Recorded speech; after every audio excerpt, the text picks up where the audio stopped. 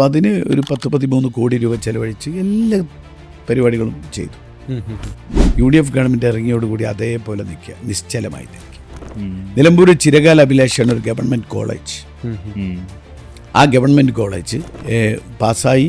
അതിൻ്റെ പ്രവൃത്തി ആരംഭിക്കാൻ കോഴ്സ് ഫീ അടച്ചു, ആളെ നിയമിച്ചു, 5 ഏക്കർ സ്ഥലം കൊടുത്തു, ക്ലാസ് റൂം ഉണ്ടാക്കി, ഫേർണിച്ചർ ഉണ്ടാക്കി. ഗവൺമെൻറ് മാറി, ഫ്രീസറിൽ വെച്ചു 2 വർഷം. അവസാനം ജനകീയ പ്രക്ഷോഭം ഉണ്ടാക്കിയപ്പോൾ കോളേജ് തുടങ്ങി.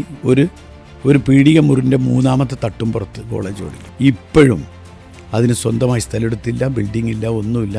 ഒരു വാടക കെട്ടിടത്തിൽ പ്രവർത്തിക്കുക. ഇതിനെ കൂടെ അനുവദിച്ച ഗവൺമെൻറ് കോളേജുകളൊക്കെ നല്ല സുഖകരമായി പ്രവർത്തിക്കുന്നു. അങ്ങനെയുള്ള കുറേ കാര്യങ്ങൾ, പുതിയ പദ്ധതികൾ വേണ്ട. നിലമ്പൂരിൽ UDF കൊണ്ടുവന്ന പദ്ധതികൾക്കൊരു തുടർച്ച ഉണ്ടായ മതിയായിരുന്നു. മനസ്സിലായോ? പിന്നെ ഇവിടുത്തെ കാട്ടുമൃഗശല്യം, കാട്ടാനശല്യമൊക്കെ UDF ഭരിക്കുന്ന കാലത്തും ഉണ്ട്. പക്ഷേ UDF ഭരിക്കുന്ന കാലത്ത് അന്ന് പ്രശ്നം ഉണ്ടായാൽ അതിന് പരിഹാരം ഉണ്ടായിരുന്നു, അതിന് പ്രതിവിധി ഉണ്ടായിരുന്നു, അത് പരിഹരിക്കാനുള്ളൊരു നേതൃത്വം ഉണ്ടായിരുന്നു. ഇപ്പം ആരോടാ പറയേണ്ടത് എന്നുപോലും അറിയാത്ത ഒരു നാഥനില്ലാ കളരിയായി നിലമ്പൂരും.